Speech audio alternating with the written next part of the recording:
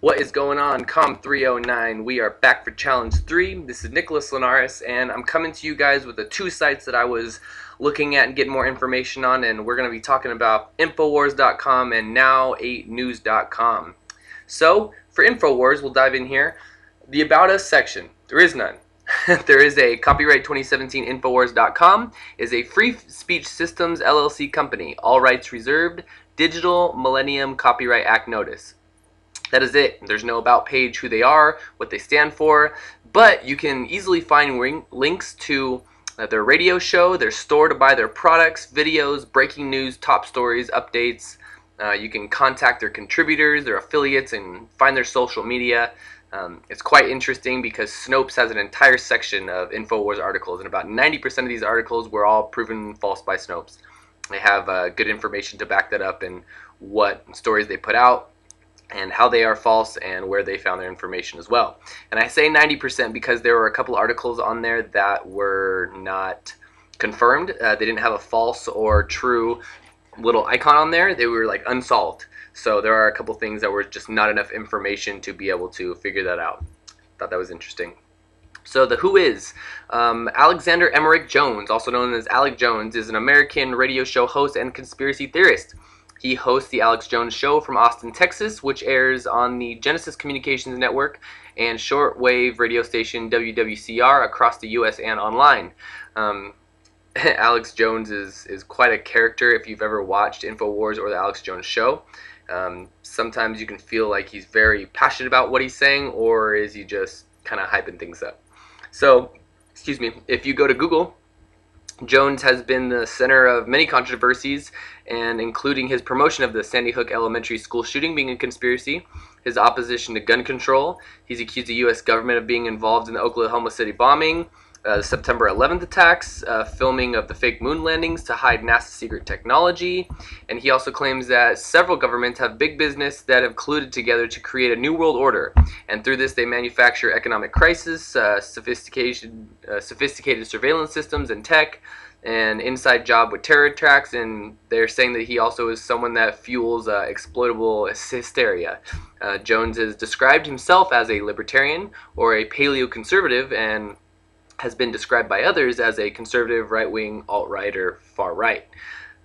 Very interesting. I think at one point InfoWars was that kind of rebellious news network, and they were putting out things that made you question what you saw in the news, but I think they're starting to become a part of this whole fake news hysteria, and it's really sad now, because at one point I felt like maybe a couple years back I somewhat trusted them, and now I feel like I don't really trust them at all, or at least Alex Jones. So Now8News.com. So there is an About Us, very small one, but there is one. It says Now8News.com is on the look for top stories in your area across the world. We accept viewer submissions, so please contact us if you have a story, video, or picture that you think are important.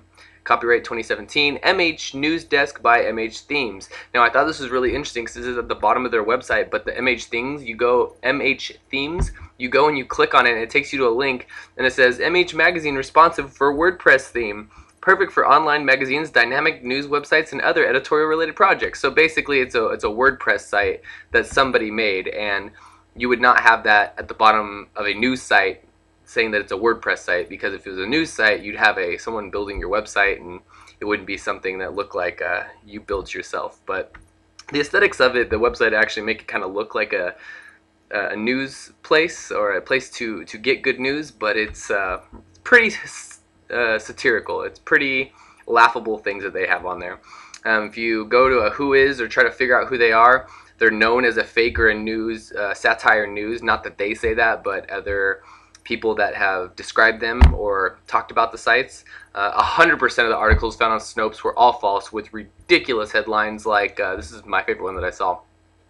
Atlanta lottery winner dies after gold plating his testicles.